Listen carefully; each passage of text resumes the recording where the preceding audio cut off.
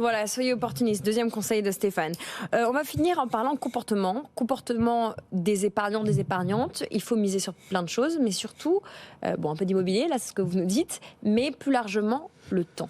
Expliquez-nous.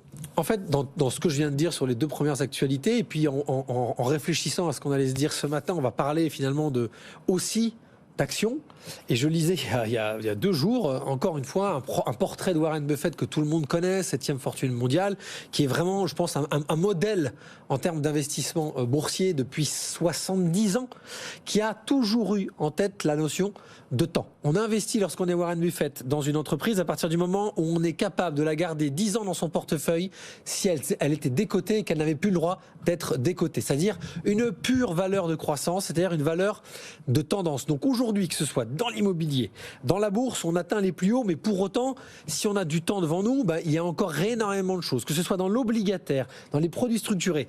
Et alors, vous parliez il y a 2 petites minutes de crypto-actifs. S'il y a bien des actifs numériques, s'il y a bien quelque chose sur lequel on va se donner du temps, ce sont ces actifs numériques qui sont une révolution. Une révolution, ça peut être à 1 an, 5 ans, 10 ans, 15 ans. En tout cas, ça arrive.